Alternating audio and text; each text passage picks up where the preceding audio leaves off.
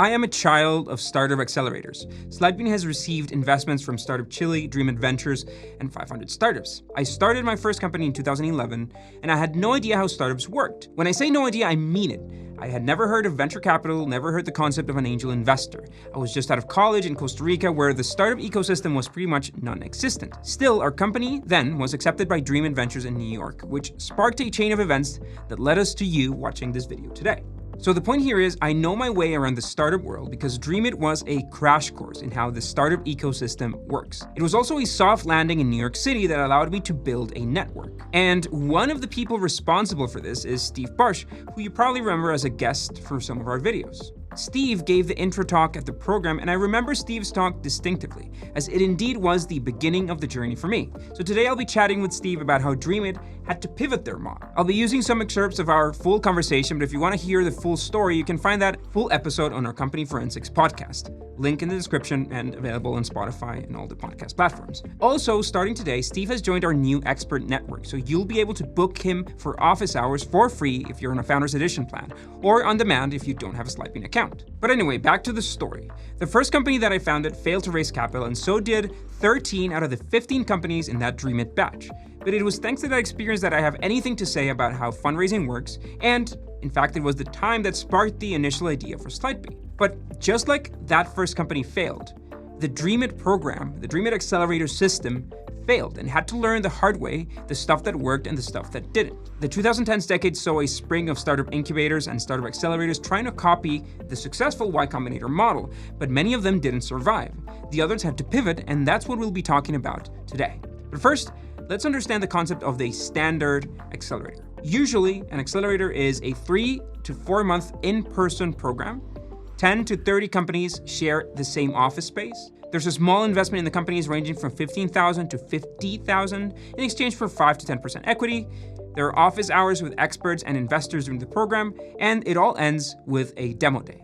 Let's talk about that accelerator model, because I was one of those the traditional accelerator, and it was an amazing soft landing into how startups work. That's why I believe that this idea of bringing all the founders together into the same office, creating this sort of community, is this accelerator crash course of 3 months. But obviously, if you guys moved away from that, and I believe that at that time, this is 2012 when I did DreamIt, you could find a list of hundreds of accelerators who were trying to do that same thing, and you see less of that now. I perceive that model as game-changing for my journey as an entrepreneur. But from the accelerator side, it doesn't seem to have worked that well for many of them. So what happened? Again, at the end of the day, we now consider ourselves a venture investor. How do we find the best startups from around the world? How do we work with them? How do we invest in them? So part of that in the journey like that you went through with us in 2012 and what's evolved, part of it is a lot of our thinking has evolved as to what stage of startup do we want to really work with. Like, we really enjoy working with startups that already have product now and are at early traction or early revenue. Like, most startups that come into DreamIt today are 2 to 3 years old. Most have probably raised around $250,000 to $500,000 already. And they have product, they have either early revenue or early traction. So the problem seems to have been around success rate. Most of the companies I shared the office space with were very early, and many even pre-product. For these companies, myself included, this capital injection from the accelerator was oxygen, runway, and some time to develop their product. So what was DreamIt accelerating then? Well, trying to accelerate their access to capital. The program mostly focused on building up to demo day with the hope of meeting investors to raise an actual round. However, the reality of startups has changed. These days, companies are meeting VCs post-revenue, post-traction. It seems that it's just too risky to bet on 15 idea stage companies. Even though valuations are higher with post-revenue companies, the success rate also goes up significantly. And this is why the bootstrapping part of building a business is so important, which of course extends to the skills in your team. You need to be able to get to that fundamental milestone on your own. So instead of saying, well, we'll give you an upfront check for $100,000, but we want 6% of your company, which is like a 2.2, I'd have to do the math, $2.2 million valuation, we say we're going to do a completely different offer and a different structure, but it's because we're talking to a different type of company. And sometimes a founder will say to us, hey, wait, could you give us 100,000? Sure. And it's almost like an IQ test. If they'd sell 6% of their company for $100,000, that's a bad sign if they're willing to make that decision, because that's a really crappy valuation. It really is. There are few accelerators who are still operating on that model, the smaller check, the smaller valuation. Should entrepreneurs still go for those accelerators? I think if, maybe there's an accelerator out there that's really tuned for what they're doing. Maybe they're doing something that's in fintech or insurtech, and there's an accelerator that has a deep edge in that. Maybe there's some other value you're going to get out of that accelerator, possibly. I don't know. And I have to tell you, I have a very strong bias here. I think less than 5% of quote unquote accelerators around the world add any substantial material value to a startup. You touched on a few things on the location of the companies and the stage and the age of entrepreneurs. I want to go back to that. Is late 20s, early 30s an ideal age for a number of reasons as to start a company or the type of entrepreneur or founder that you guys aim for? We don't aim for an age, a race, a religion, a nothing. It's just what comes at us, right? And I think what tends to happen, again, we had an entrepreneur start DreamIt a few years ago, and she couldn't go out to the bar with us because she wasn't 21, right? So it's kind of funny. It was like, we're about to serve alcohol. Like, wait, how old are you? I'm just turning 20. Like, oh God, we can't serve you alcohol. So we work with younger entrepreneurs. I think when you look at some really interesting studies, some of the most successful startups have been founded by people in like their mid to late 30s. And the reason why, it's when people have been working and toiling away in an industry really down deep and seen a problem that's really bothering them. So that classic, like you start it in your dorm room and you move out of there and you build a company. I mean, I did that, right? I literally started a company. I was still at University of Michigan. It was my senior year. That does happen. But you see that a lot of successful companies are people a little bit later in their career because they experienced something and they just said, I can't take it anymore, which tends to be people a little bit more in their later 20s or early 30s after they've got 5 or 10 years of deep domain experience and they really find a pain point that they want to go after. We get this question a lot, by the way, and I couldn't agree more with Steve's point. Yes, you can start a company at any age, but your chances increase drastically once you've had some real-world experience and gather some real-world insights that few people have. That's the way you come up with significant business opportunities.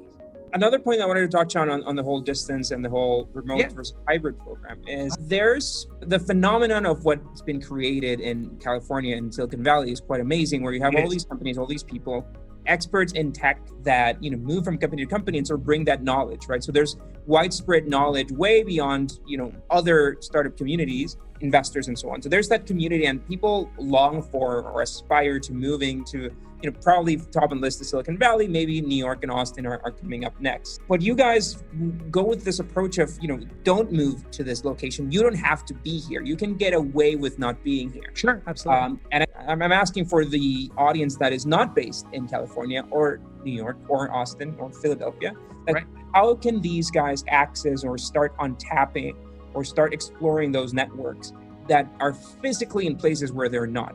First of all, can I tell you the vast majority of companies that come to DreamIt are from New York, Austin, Silicon Valley, and the Pacific Northwest, like Seattle. So all those cities you're mentioning, that's where so many companies are like, I want to go through DreamIt because I need to go faster. I'd say 50% of the companies that we have come from those areas that you're talking about. So that's one thing. I think for companies, there's a couple things I get kind of passionate about for companies that aren't in those core areas. First of all, the grass isn't always greener on the other side. Certainly living and building a company in Silicon Valley, there are challenges to that.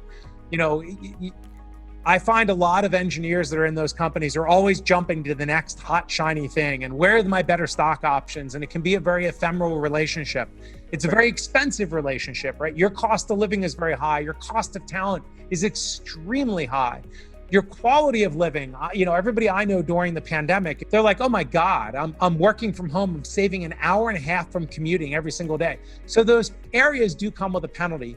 But one of the things I want to talk about that we see a lot of startups lament, I guess might be a really good word, is the lack of capital. So I'm in some region of Florida, I'm in Illinois, I'm outside Chicago, I'm not in one of those primary tech hubs. How can I possibly raise capital? Let's just dive into that for a minute. One of the things I say to startups is I call bullshit on them, right? If you've got such a great startup, you've got such a great idea, don't tell me that there's no local capital and that's why you can't get it funded. Because if you're in Minot, North Dakota, and you probably don't know where that is, and I barely know where Minot, North Dakota is, but if you had the cure for cancer and you were a startup based in Minot, North Dakota, and you had the cure for cancer, and by the way, no offense to those people that are from Minot, right? Do you think that company would get funded? 100%. It's the cure for cancer. So don't blame it that your local ecosystem doesn't have the capital to fund your company. Get on an airplane, whether you want to do it during a pandemic or not, set up a Zoom video meeting, get on a JetBlue. And one of the things I've said to startups, look, if you stop your Starbucks habit for about a month, right? For $4 a day for a month, it's $120. Fly from Miami to Boston, right? It'll cost you $120. Stay in an Airbnb for a couple bucks and go pitch 5 VCs in Boston. And if you've got a great thing, you will get funded. But when you find that you're having trouble getting the meeting and booking the meeting and you can't get funded, maybe the problem isn't the local capital. Don't blame it on, well, there's no local money. That's why I can't be successful as a startup.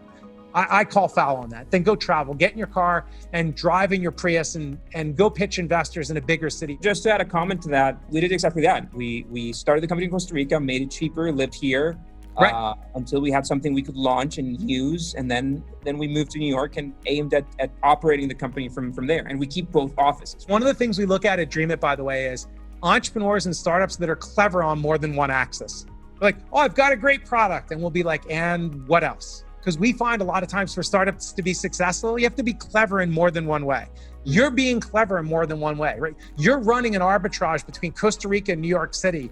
You're arbitraging talent and location and rent and all kinds of things. All right, so I hope that was useful. If you want to hear more of Steve's fantastic points, listen to the full interview in our podcast. Once again, link in the description and available on Spotify. Remember, you can book Steve for office hours. And remember to hit that subscribe button if you want to stay tuned to our content. We'll see you next week.